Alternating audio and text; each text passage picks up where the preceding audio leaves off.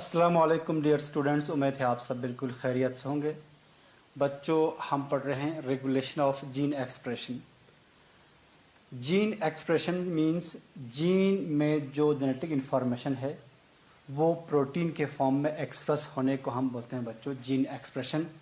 इस दौरान दो प्रोसेसेस मेनली होती हैं, ट्रांसक्रिप्शन जिसके दौरान mRNA बनती है, ट्रांसलेशन जिसके दौरान पॉलीपेप्टाइड चेन बनती है या प्रोटीन बनती है, जो फिर बाद में मुख्तलिफ़ किस्म के फंक्शंस अंजाम दे देते हैं। हम कहते हैं कि जीन जो है एक्सप्रेस हो गया। बच्चों, जीन के एक्सप्रेशन आपको कल बताया गया है कि ये हमेशा जो है एक्सप्रेस कुछ जीन्स होता रहता है, उनको हम कॉन्स्टिट्यूटिव जीन्स कहते हैं। हर सेल में वो एक्सप्रेस होता है, लेकिन कुछ सेल्स में कुछ ख़ास स्पेसिफिक प्रोटीन ज़रूरत पड़ता है, तो वो जीन्स उन सेल्स में ही एक्सप्रेस होती है। उनको हम टिश्यू स्पेसिफिक जीन्स या लग्जरी जीन्स या नॉन कॉन्स्टिट्यूटिव जीन्स भी कहते हैं। ठीक है बच्चों, तो वो आप समझ गए हैं। आज का हमारा टॉपिक है बच्चों लेक ऑपेरॉन।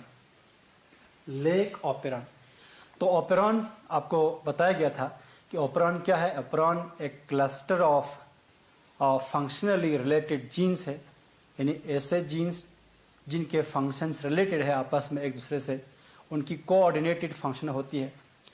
ऐसे जीन के ग्रुप और उनके साथ उनकी एक्सप्रेशन को रेगुलेट करने वाली जो रेगुलेटरी सीक्वेंस है, सबको मिला के हम एक ऑपेरॉन कहते हैं। तो यहाँ पर लेक ऑपेरॉन कहने का मतलब एक ऐसा ऑपेरॉन, ठीक, जो ऑपरेट होती है, जो चलती है लैक्टोज की मेटाबॉलिज्म करने के लिए। ठीक है बच्चों, तो आपको बता दूं लैक्टोज एक डाइसैकेराइड है, एक कार्बोहाइड्रेट है। डाइसैकेराइड दो शुगर यूनिट से मिलकर बनते हैं। किस से मिलकर बनते हैं? ये मिलकर बनते हैं ग्लूकोज और गैलेक्टोज, दोनों हेक्सोज से 6 कार्बन के शुगर हैं दोनों। तो ग्लूकोज और गैलेक्टोज कंबाइन होकर बनते हैं लैक्टोज। तो जब दो शुगर यूनिट से जो बनता है उसको हम कहते हैं डाइसैकेराइड। लैक्टोज एक डाइसैकेराइड है, इन दोनों के कॉम्बिनेशन से ये बनता है। तो जब ये टूटता है तो ये ग्लूकोज और गैलेक्टोज बन जाती है। ठीक है, तो बच्चों ये लैक्टोज जो है एनर्जी के सोर्स के तौर पर इस्तेमाल करते हैं, use as energy source. Energy source कौन? बाय ई कोलाई, एक बैक्टीरिया है, ई कोलाई कॉमन बैक्टीरिया है, वो इस लैक्टोज को एनर्जी के तौर पर इस्तेमाल करते हैं। और बच्चों आपको बता दो, ये लैक्टोज जो डाइसैकेराइड है ये मिल्क में होती है, इसको हम मिल्क शुगर भी कहते हैं। ये ई कोलाई हमारे एक रेजिडेंट बैक्टीरिया है, एक फ्रेंडली बैक्टीरिया जो हमारी गट में रिजाइड करती है, बैठती है। ठीक है, इसके बहुत सारे इंपॉर्टेंट रोल है हमारे बॉडी में। तो जब हम मिल्क पीते हैं, दूध पीते हैं, तो उस दूध में मौजूद जो मिल्क शुगर लैक्टोज जो है ये ई कोलाई इस्तेमाल करती है एज एन एनर्जी सोर्स। ठीक है बच्चों, तो इस लैक्टोज को मेटाबोलाइज करने के लिए ई कोलाई में एक क्लस्टर ऑफ जीन्स है, उस क्लस्टर ऑफ जीन्स को यानी ग्रुप ऑफ जीन्स को रेगुलेट करने के लिए, उसकी एक्सप्रेशन को रेगुलेट करने के लिए उन्हीं के साथ में एक रेगुलेटरी सीक्वेंस भी है। उन मिसाल जैसे यहाँ पर दिखाया गया है ZYA, ये वो जीन्स है, ये वो स्ट्रक्चरल जीन्स है, ये वो स्ट्रक्चरल जीन्स है जो जरूरत पड़ेंगे लैक्टोज की मेटाबॉलिज्म के लिए। ठीक है, तो इन स्ट्रक्चरल जीन्स की अपस्ट्रीम में रेगुलेटरी सीक्वेंस है, जैसे ऑपरेटर है, प्रमोटर है। O stands for operator, P stands for promoter. ठीक है, तो ये रेगुलेटरी सीक्वेंस और एक क्लस्टर ऑफ जीन्स सबको कंबाइन करके हम ऑपेरॉन कहते हैं, क्योंकि ये ऑपेरॉन लैक्टोज की मेटाबॉलिज्म में इस्तेमाल होती है, इसलिए इसको हम लेक ऑपेरॉन कहते हैं। इसी को आपको समझाना है। ठीक है बच्चों, अब आपको मालूम है कि जीन की एक्सप्रेशन जो है, ठीक, जो बैक्टीरिया में जो जीन्स हैं वो एक्सप्रेस उनके नीड के बेस पर होंगे। मिसाल ई कोलाई की इन्वायरमेंट में जब लैक्टोज पहुंचेगी तब उस लैक्टोज को मेटाबोलाइज करने के लिए जीन एक्सप्रेस होना पड़ेगा, ये क्लस्टर ऑफ जीन्स ये स्ट्रक्चरल जीन्स। लेकिन जब लैक्टोज ना हो, ठीक है, उस वक्त इन जीन्स की एक्सप्रेशन से कोई फायदा नहीं होगा। इन जीन के एक्सप्रेशन से जो प्रोडक्ट बनेंगे उसकी यूज नहीं होंगे, ठीक है। जब कोई प्रोडक्ट यूज ना हो रहा हो, यूज ना होना हो, उस वक्त उस जीन की एक्सप्रेशन नहीं होता, उस वक्त जीन ऑफ पोजीशन में रहता है। तो इसी जीन ऑन एंड ऑफ को हम जीन रेगुलेशन कहते हैं। चलो बच्चों फिर समझते हैं इस लेग ऑपरेंट के कंपोनेंट्स को पहले समझते हैं। ZYA जो है 3 स्ट्रक्चरल जीन्स हैं बच्चों। इस स्ट्रक्चरल जीन से एक सिंगल mRNA बनती है ट्रांसक्रिप्शन से। जब ये स्ट्रक्चरल जीन्स ठीक ट्रांसक्राइब होंगे आरएनए पॉलीमरेज की मदद से, तो ये एक mRNA बनेंगे, एक mRNA बनेगा, ठीक, जिसमें 3 पॉलीपेप्टाइड चेन्स के कोडॉन्स इस mRNA में मौजूद है। इसी mRNA की जब ट्रांसलेशन होती है तो यहां से 3 पॉलीपेप्टाइड चेन बनते हैं अलग अलग। इस Z वाली पोर्शन से बनते हैं बच्चों एक एंजाइम, एक प्रोटीन एंजाइम, उसका नाम है बीटा ग्लैक्टोसाइडेज।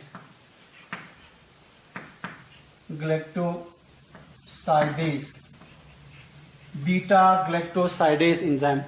इस Z वाली जीन की एक्सप्रेशन के बाद एक प्रोडक्ट बनती है बीटा ग्लैक्टोसाइडेज। Y वाली जो जीन है, ठीक है, उससे बनते हैं बच्चों ये पोर्शन से एक और एंजाइम, उसका नाम है परमिएस। और इस A वाली जीन से जो mRNA बनी है उससे ट्रांसलेट होकर एक एंजाइम बनती है बच्चों, उसको कहते हैं ट्रांस एसिटाइलेज।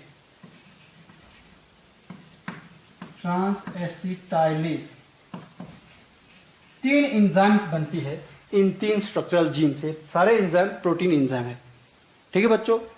जब 3 अलग अलग पॉलीपेप्टाइड चेन्स बनेंगे सेम mRNA से, या मोर देन 1 पॉलीपेप्टाइड चेन अगर बने एक mRNA से, उस mRNA को कहते हैं हम बच्चों पॉलीसिस्ट्रोनिक mRNA। तो ये mRNA पॉलीसिस्ट्रोनिक है,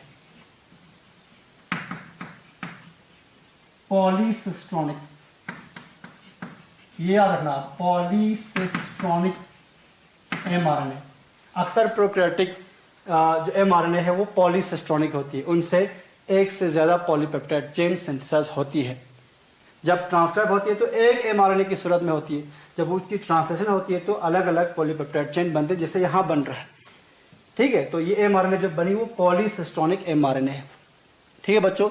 इसके कंट्रास्ट में जो यूकैरियोटिक mRNA है, उस mRNA से सिर्फ एक ही पॉलीपेप्टाइड चेन सिंथेसाइज होती है, उसको हम कहते हैं monocistronic. Eukaryotic mRNA are monocistronic, prokaryotic mRNA are mostly polycistronic, ठीक है। सिस्ट्रॉन उस डीएनए के उस पार्ट को कहते हैं जो आगे एक्सप्रेस होकर एक पॉलीपेप्टाइड चेन बने, ठीक है बच्चों। ओके, तो जब ये ZY gene structural genes express होते हैं तो 3 एंजाइम्स बनते हैं। अब हम देखेंगे कि इन एंजाइम्स की क्या फंक्शन होंगे, ठीक है। सबसे पहले हम परमेस की बात करेंगे।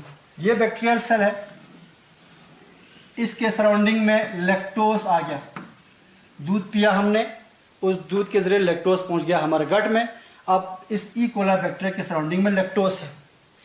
इस लैक्टोज को मेटाबोलाइज करने के लिए इस सेल के अंदर ही लैक्टोज जाना चाहिए, तो सेल के मेम्ब्रेन पर इस लैक्टोज को अंदर लेने के लिए एक मेम्ब्रेन प्रोटीन होता है, मेम्ब्रेन प्रोटीन होती है जिसके जरिए लैक्टोज अंदर जाती है, ठीक है बच्चों। तो ये एंजाइम, ये परमेस एंजाइम लैक्टोज को सेल के अंदर ले जाने में हेल्प करती है। Permease helps in the intake of lactose into the bacterial cell. ये इसके इनटेक में हेल्प करते हैं, परमेस ट्रांसपोर्ट करने में हेल्प करते हैं लैक्टोज का into the E coli cell. समझ गया। अब हम बात करेंगे बीटा ग्लैक्टोसाइडेज एंजाइम की। जब लैक्टोज अंदर पहुंच गया लैक्टोज अंदर, इस लैक्टोज को तोड़ते हैं इसको, इसकी हाइड्रोलिसिस करते हैं, ब्रेक करते हैं। तो ब्रेक करके आपको पता है ये डाइसैकराइड है, लैक्टोज टूटकर गैलेक्टोज और ग्लूकोज शुगर में कन्वर्ट हो जाती है। एक डाइसैकराइड टूटकर 2 मोनोसैकराइड्स बनते हैं, उसके लिए ये एंजाइम यूज होती है बच्चों, बीटा गैलेक्टोसाइडेज। ये बीटा गैलेक्टोसाइडेज जो है यहाँ पर इस्तेमाल होती है, थोड़ा यहाँ लिखता नहीं हूँ। ये बीटा गैलेक्टोसाइडेज इस लैक्टोज को गैलेक्टोज और ग्लूकोज में कन्वर्ट करने के लिए इस्तेमाल होती है। ठीक, फिर बात आ गई ट्रांस एसिटाइलेज एंजाइम की। ये ट्रांस एसिटाइलेज एंजाइम बच्चों जो टॉक्सिक है, कुछ किताबों में कहते हैं कि इसकी जो फंक्शन है ये अभी अंडरस्टूड नहीं है, लेकिन कुछ किताबों में लिखता है कि जो टॉक्सिक्स होते हैं, टॉक्सिन्स होते हैं, उनकी मेटाबॉलिज्म के लिए ये ट्रांस एसिटाइलेज इस्तेमाल होती है। बीटा थायोगैलेक्टोसाइड नाम का एक टॉक्सिक होती है, उनको मेटाबोलाइज करने के लिए ये ट्रांस एसिटाइलेज इस्तेमाल हो जाती है। ठीक है, तो ओवरऑल देखो ना आप, ये लैक्टोज को अंदर लेता है, ये लैक्टोज को तोड़ता है। ठीक है, तो ये इसी लैक्टोज से रिलेटेड एक टॉक्सिक को ये मेटाबोलाइज करती है। तो इनके सारे फंक्शंस जो है वो रिलेटेड है, सब मिलके एक फंक्शन करता है, वो ये कि लैक्टोज की मेटाबॉलिज्म में हेल्प करती है। तभी हमने कहा कि ये जो जीन्स है ये फंक्शनली रिलेटेड है। ठीक है, फंक्शनली रिलेटेड जीन की क्लस्टर है। ये आप समझ गए इन मुख्तलिफ एंजाइम्स के फंक्शन। ठीक है बच्चों, ओके। अब हम दो कंडीशंस यहां बताएंगे। ये है आपका लेग ऑपरॉन। ये लेग ऑपरॉन का ये A, Y, Z ये तो स्ट्रक्चरल जीन्स है, इनके अलग अलग फंक्शंस आपने देख लिए। ऑपरेटर, ठीक है बच्चों, ये एक रेगुलेटरी सीक्वेंस है, प्रोमोटर एक रेगुलेटरी सीक्वेंस है, उनके अलग अलग फंक्शन आपको अभी पता चल जाएगा। इसके अलावा इनके अपस्ट्रीम में एक और जीन है, इसको हम लेग आई जीन कहते हैं। लेग आई जीन ये अलग जीन है, इस जीन के अलग प्रोमोटर है, ये PI है, प्रोमोटर ऑफ लेग आई। आई यहां पर डिजिग्नेट करता है बच्चों, ये इसका मतलब है inhibitor. I stands for inhibitor. जब ये लेग आई जीन एक्सप्रेस होती है तो इससे भी अपने mRNA बनेंगे, उससे एक प्रोटीन बनेगा। तो वो प्रोटीन जो लेग आई से बनता है बच्चों, वो एक रिप्रेसर प्रोटीन होती है, उसको कहते हैं हम रिप्रेसर प्रोटीन। रिप्रेसर प्रोटीन एक टेट्रामेरिक प्रोटीन होती है, रिप्रेसर प्रोटीन। इस रिप्रेसर प्रोटीन की स्ट्रक्चर हम यहाँ ऐसे ही बनाएंगे, आप कुछ इस तरह से मान लो ये रिप्रेसर प्रोटीन की स्ट्रक्चर है, ये रिप्रेसर प्रोटीन है बच्चों। जब लेग आई जीन कॉन्स्टिट्यूटिव है, यानी ये हमेशा एक्सप्रेस होते रहता है, ये कभी इसकी एक्सप्रेशन जो है ऑफ नहीं होता, ये हमेशा के लिए रिप्रेसर प्रोटीन जो है कंटिन्यू बनता रहता है। तो ये रिप्रेसर प्रोटीन कंटिन्यूअसली बनता रहता है। अब हम दो कंडीशंस की बात करेंगे, जब लैक्टोज प्रेजेंट हो और जब लैक्टोज प्रेजेंट ना हो। सबसे पहले हम बात करते हैं in the absence of lactose क्या होता है। In the absence of lactose, जब लैक्टोज मीडियम में मौजूद ना हो तो क्या होगा, आपके हिसाब से क्या होना चाहिए। जब लैक्टोज मौजूद ना हो तो लैक्टोज को मेटाबोलाइज करने वाली ये एंजाइम्स निकलनी चाहिए कि नहीं निकलनी चाहिए, बनने चाहिए कि नहीं बननी चाहिए, नहीं बननी चाहिए, जीन ऑफ रहनी चाहिए। क्यों? क्योंकि लैक्टोज है नहीं जिसको मेटाबोलाइज करने, वो नहीं है, तो मेटाबोलाइज करने वाले एंजाइम्स प्रोड्यूस करना एक वेस्टेज होगी, तो वेस्टेज करता नहीं है। वेस्टेज ना करने के लिए तो ये जीन रेगुलेशन है। ठीक है बच्चों, ओके। तो होता क्या, देखो जब लैक्टोज प्रेजेंट नहीं है तब ये रिप्रेसर प्रोटीन जो है वो बच्चों बाइंड होती है इस ऑपरेटर पे। When lactose is absent the repressor protein binds at the operator. ये ऑपरेटर जो है रिप्रेसर बाइंडिंग के लिए यहां इस्तेमाल होती है। तो ये यहां पर बाइंड होती है, मैं यहां पर बनाऊंगा, यहां पर रिप्रेसर बाइंड हो गया। जब ऑपरेटर पर रिसेप्टर रिप्रेसर बाइंड हो गया, रिप्रेसर मीन्स रिप्रेस करने वाली, बंद करने वाली, रोकने वाली प्रोटीन, रिप्रेसर प्रोटीन बाइंड हो गया ऑपरेटर पे। और आपको कल बताया गया था कि ये ऑपरेटर की जो सीक्वेंस है ये ओवरलैपिंग है, कुछ हिस्सा स्ट्रक्चरल जीन में ओवरलैप करता है, कुछ प्रमोटर में ओवरलैप करता है। तो ये ऑपरेटर जो है ये प्रमोटर तक पहुंच गया है, यहां से स्ट्रक्चरल जीन का कुछ हिस्सा इसमें आ जाता है, ओवरलैप करता है। तो जब ऑपरेटर पर रिप्रेसर बाइंड हुआ तब प्रमोटर पे ट्रांसफर करने वाला एंजाइम कौन सा है, आरएनए पॉलीमरेज। आरएनए पॉलीमरेज की मदद से इस डीएनए से एमआरएनए बनेगी। ठीक है बच्चों, तो उसके लिए आपको पता है प्रमोटर एक रीजन होती है अपस्ट्रीम में स्ट्रक्चरल जीन्स की, जहां पर आरएनए पॉलीमरेज बाइंड होती है और बाइंड होने के बाद वहां से इनिशिएशन करते हैं ट्रांसक्रिप्शन की। लेकिन बच्चों जब ऑपरेटर पे रिप्रेसर प्रोटीन बाइंड हो तो ये पॉलीमरेज जो प्रमोटर पे बाइंड होगी, ठीक, वो आगे मूव नहीं कर पाएंगे, वो आगे नहीं जा पाएंगे, ये आरएनए पॉलीमरेज आगे नहीं जा पाएंगे। जब आरएनए पॉलीमरेज आगे नहीं जाएंगे तो ये ZY जीन जो है वो ट्रांसक्राइब भी नहीं होगा। ठीक, जब ट्रांसक्राइब नहीं होगा तो हम यहां कहेंगे no transcription, no transcription, transcription नहीं होगी। तो जब ट्रांसक्रिप्शन नहीं हुआ तो एमआरएनए नहीं बनेगा, एमआरएनए नहीं बनेगा तो वो एंजाइम्स भी नहीं बनेगा और बनना भी नहीं चाहिए क्योंकि वो वेस्टेज होगी। ठीक है बच्चों, समझ गया आप? जब लैक्टोज प्रेजेंट नहीं है, एब्सेंस ऑफ लैक्टोज में क्या होती है, repressor protein binds with the operator that blocks the movement of RNA polymerase and transcription does not occur, transcription नहीं होता और आगे ट्रांसलेशन भी नहीं होगी, तो यहां पर वो एंजाइम्स नहीं बनता और बनना भी नहीं चाहिए। ठीक है बच्चों, मगर याद रखना लैक्टोज यहां मौजूद नहीं है। यहां एक चीज और याद रखना आपको कि एनर्जी के सोर्स के तौर पर ग्लूकोज भी इस्तेमाल कर सकता है ये ई कोलाई बैक्टीरिया, लेकिन यहां ग्लूकोज प्रेजेंट नहीं होनी चाहिए बच्चों। लैक्टोज तो नहीं है, ग्लूकोज भी नहीं होनी चाहिए। ठीक है, ओके। अब हम और एक कंडीशन इसी पर जिक्र करेंगे, बात करेंगे। In the presence of lactose, तो एब्सेंस में तो ट्रांसक्रिप्शन नहीं होगी, जब लैक्टोज प्रेजेंट होगा तो क्या होगा, when in the presence of lactose, lactose की प्रेजेंस में क्या होगा इस ऑपरेरॉन को। ठीक है बच्चों, अब हम देखेंगे, आपको बताया गया कि रिप्रेसर तो हर हाल में हमेशा बनता रहता है, ये कॉन्स्टिट्यूटिव है, lac I gene is constitutive. अच्छा, ये तो है मौजूद। तो एक बात आपको बताऊं तो बच्चों, लैक्टोज की प्रेजेंस में क्या होता है, लैक्टोज की प्रेजेंस मतलब लैक्टोज सराउंडिंग में हो तो कुछ अमाउंट लैक्टोज जो है परमेस ना भी हो तब भी सेल के मेम्ब्रेन को क्रॉस करके अंदर आ जाती है।